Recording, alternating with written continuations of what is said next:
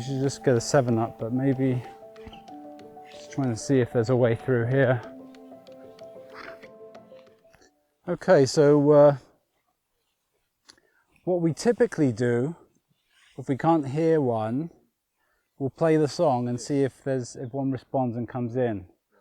We're going to try to avoid doing that on this occasion, because catching a bird is always easiest on the first time it approaches. Okay. So they're going to erect a mist net. You can come and watch them erect the mist net. Place the mist net between low vegetation, like these trees here, that are about up to 3 or 4 meters high.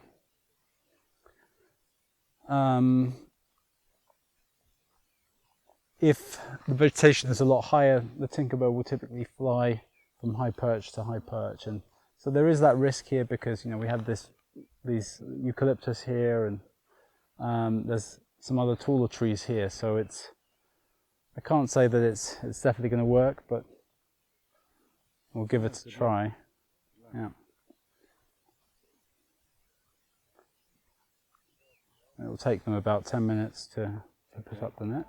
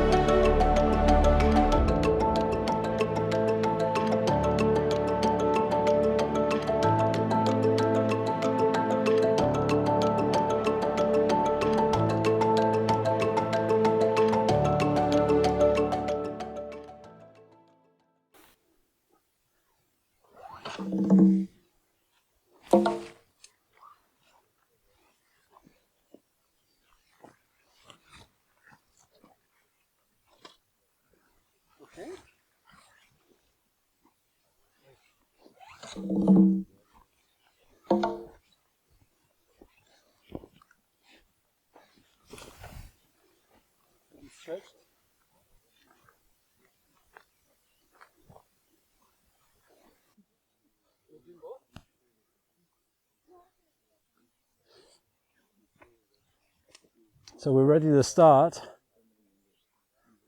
We've placed 2 loudspeakers either side of the net. So we're going to try and attract the tinkerbird. What sometimes happens, it will go on the side of the speaker, so then we'll switch to the other side to try and get it to go into the net. Here we go. There's the birdie. Yeah. There it is. And it's in the net already.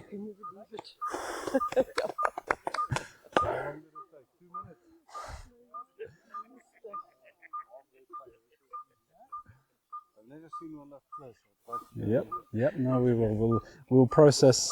Do we have the ringing kit here, or are we taking it back? Okay. Yeah. Wow, congratulations. Thank you.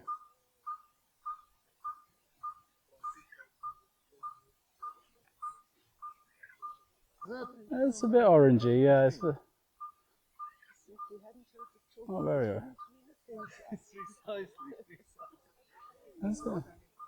They're usually very comfortable. They're often, he actually prefers it. Sometimes. Cannot tell us, but he prefers it. Yesterday we even had a bird. We even had a bird call from the bag. It was giving this call. Yes. It was giving this call inside the bag. Okay.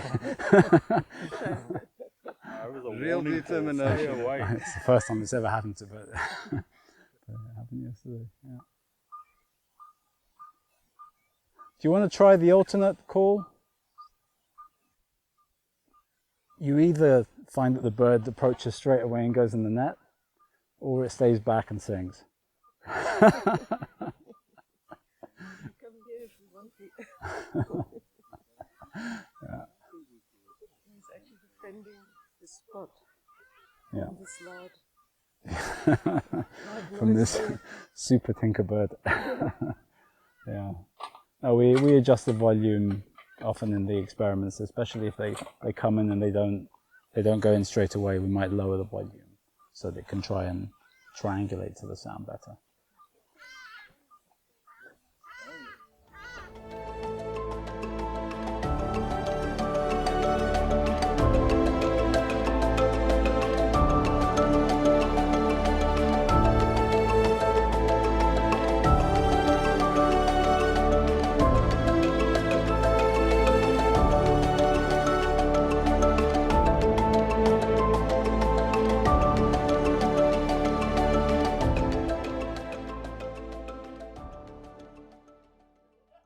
So we have our different ring combinations, and we have color rings and we have metal rings. So the metal ring is from saffron. They have individual numbers on them, so that any bird that's ringed, that's caught, retrapped, one can report the ring number, and then they can identify exactly who ringed it and when and where.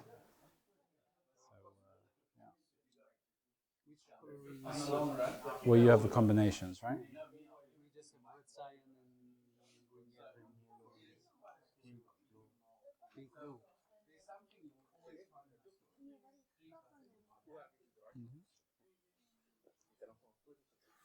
And we'll also, in addition to the metal ring, we give it a coloring combination. And that coloring combination is something that we can use to identify the bird. If we find it in the field and it's singing, we know which individual it is, which sample it relates to, which measurements. And so we can associate that song. And also, it aids us in keeping track of individuals in our study populations. So we know which individuals are around and for how long. One bird that we ringed in Swaziland in 2015, we've been finding it in the same place year after year. And so we're looking forward, hoping to find it again. It was there earlier this year. We're hoping it's still there. If it has a unique coloring combination, we can then identify which individual it is. So if, say if we ring 3 or 4 individuals in an area, if we give them a distinct coloring combination, we go back, we can say, okay, this one's got white and orange, so you can look back in your book and say, okay, yeah, we ringed that on this day and in this location. So you don't physically have to catch it. If you find a bird dead with a ring on it, you should be able to report that that bird was found saffron, because those ring numbers are assigned to me. Okay. So yeah, we'll put some rings on it.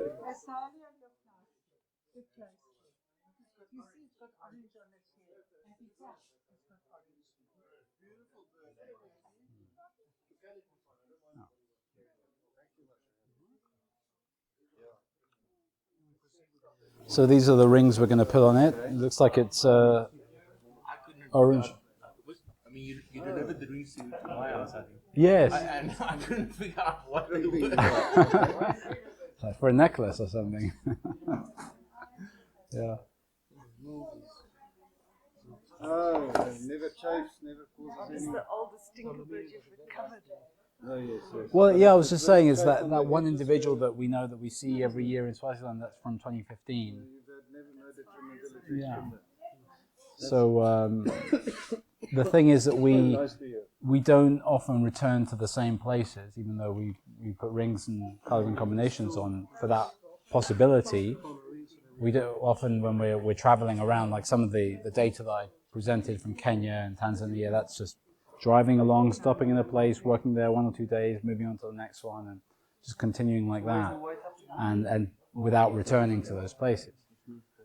Here, particularly in Swaziland, we always go back to the same place. It's a vast ranch, and so that's where we've had individuals that we've ringed years ago that we still find again. Yeah. Which also means they don't move very far. Yeah. Although their territory's there, are much larger than they are here. The population is much denser here than it is there. They're really sparse there. Because of their habitats. It's one of those things that we need some more research to really identify and why it is. And it's also one of the things that may contribute to the hybridization. The high density. Well, there's low density. The low density, because if you're a yellow-fronted tinkerbird female and you search around, and the nearest kilometer or so, all you can see is a red one. You mate with that one. But if when you do a playback like we do here, and 3 or 4 birds respond, then you can see, okay, there's lots of them around. Yeah. So it looks like they, at least the yellow-fronted, won't go that extra mile to find the right mate, whereas the red-fronted females do, it seems. Yes, they do, it seems. Yeah.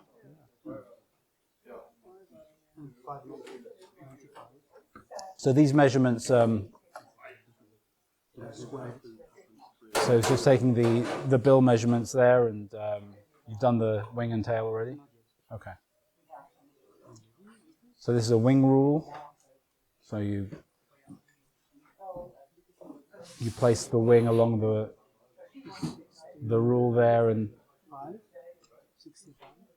65 millimeters is the wing length,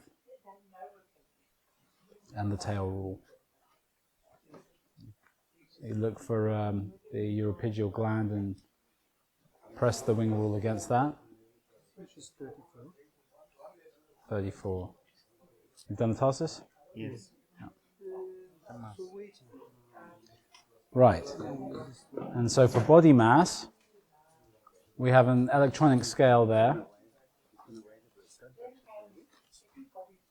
And we put the bird inside that little container. 13.95.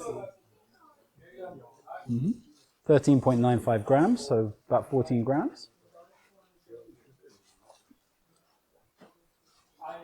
And next we will take a sample, right? We'll take a sample, photos, and then feathers last. Yeah. Yeah. How much stress can they handle? Having stress and stuff. To measure stress, one would need to put some things on the. Yeah. You don't find big bundles or something at the time of stress or something. We in the ringing process there is some mortality. I often like to say that maybe 1 or 2 birds in 100, but I've really not quantified it. Really not quite. That may be something that I heard from somebody else that I say to people, but I've not quantified it. But it's probably not far off that. How experienced you are as well. I mean, the orange ones in the contact zone are hybrids. Yes, if they're still going in that direction, that's what you would expect. The females might still go for a red-fronted. Okay.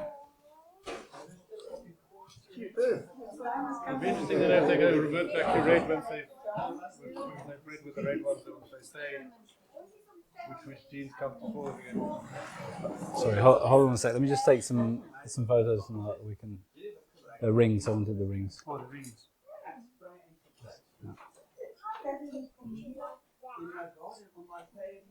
Okay, let's get the throat. Let's just get the crown. Rather orange. It's like a mid-orange, isn't it? Or just slightly. It's not super orange, but yeah. Wing.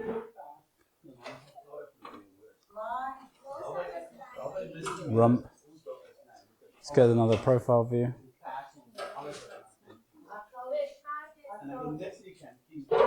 Okay. Let me go everything.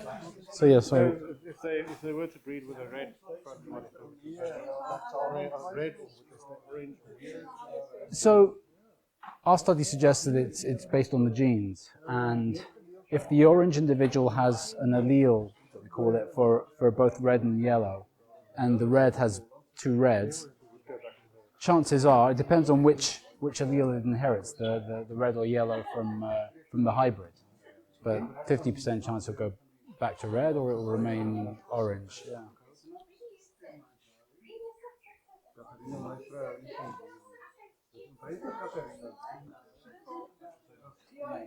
So we're now going to collect a blood sample.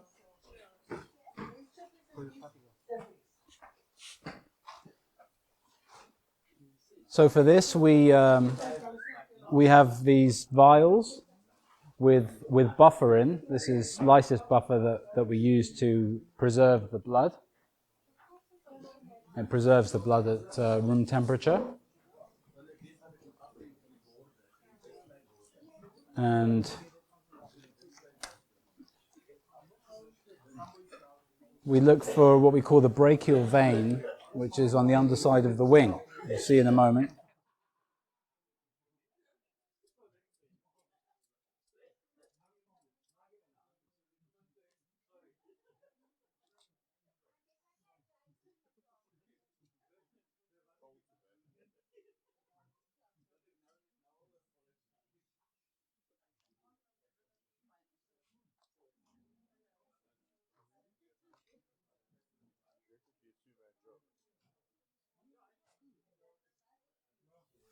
So that's ethanol.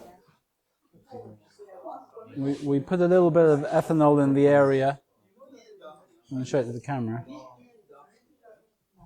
And so we clear the area of some of the feathers and to find the vein. I think we can see it there. Yeah. And then with this needle, we prick the vein.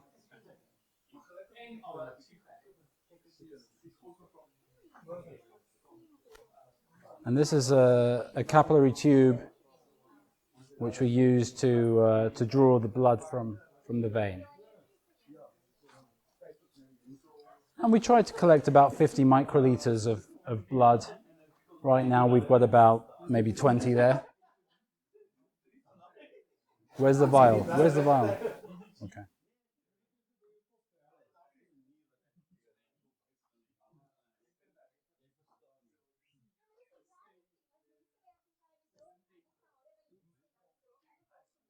That's quite good.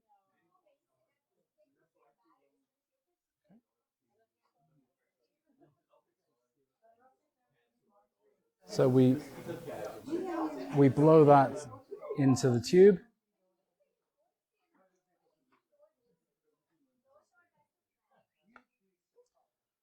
And we apply pressure to the wound, stop the bleeding.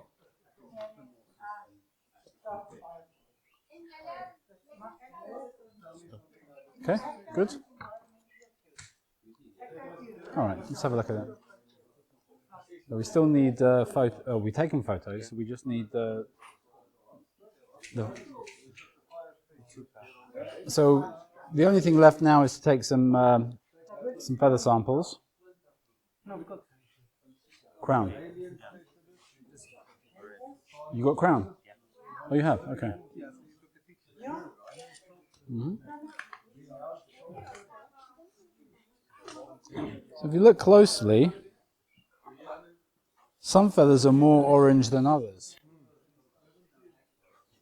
Hmm. I think it's a female, but I might be wrong.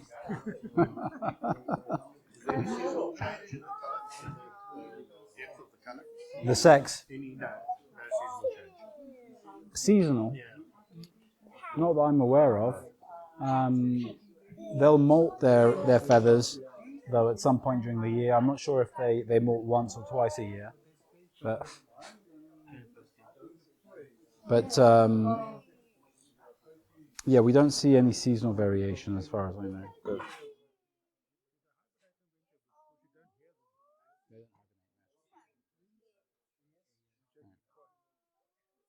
They no. One thing that's possible is that there could be some seasonal movements that we don't really understand yet, but